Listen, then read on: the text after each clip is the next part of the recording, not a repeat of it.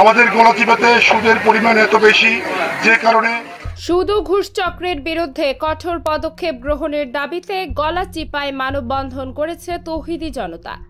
সোমবার সকাল 11টায় উপজেলা নির্বাহী ম্যাজিস্ট্রেট আদালতের সামনের সড়কে উপজেলা ইমাম পরিষদ ও সর্বস্তরের তৌহিদি জনতার আয়োজনে এই মানববন্ধন অনুষ্ঠিত হয়।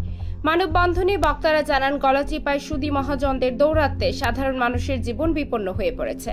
পাশাপাশি বিভিন্ন সরকারি ও বেসরকারি দপ্তরে ঘুষ ছাড়া সেবা পাওয়া দুষ্কর হয়ে উঠেছে। এই দুই দুর্নীতির জাল ছিঁড়ে ফেলতে প্রশাসনকে এখনই কঠোর পদক্ষেপ নিতে আহ্বান জানান।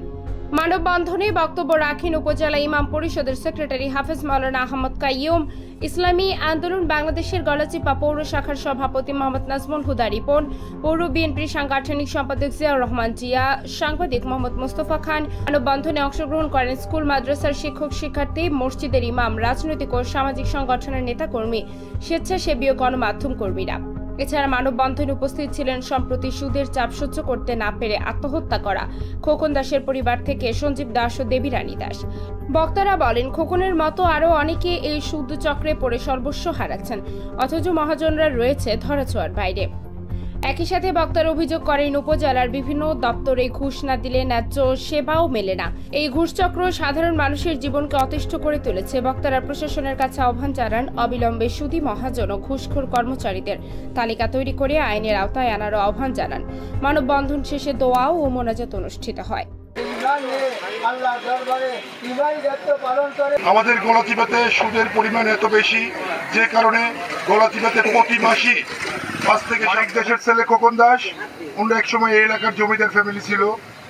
ওনাদের আর্থিক অবস্থা ভালো, বাট যাদের কাছ থেকে সে সুদ নিয়েছে, সুদের মহাজনরা ঠিক রাখতে পারে নাই, এই কারণে সে আত্মহত্যা করছে।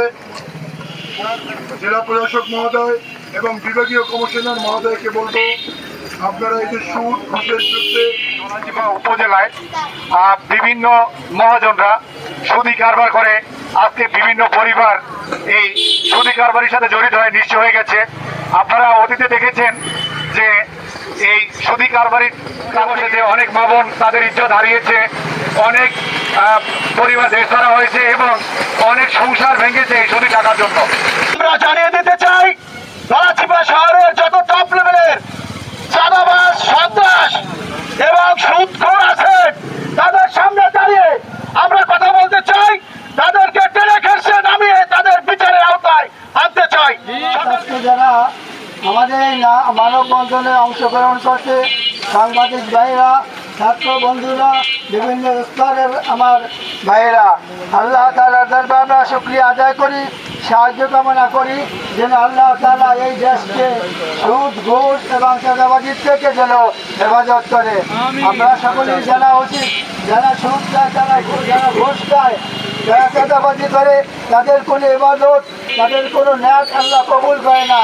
চাইছে হজ করুক, যাকাত দেখ, নামাজ পড়ুক, কোনোটাই সেটা আল্লাহ কবুল করে না। এই জন্য যারা সুদ খায়, ঘুষ খায় এবং চাঁদাবাজি করে, তারা মনে করতে পারে আমরা তাদের শত্রু। আমরা তাদের শত্রু না, আমরা তাদের বন্ধু। আসেন আমরা ওই খারাপ কাজ থেকে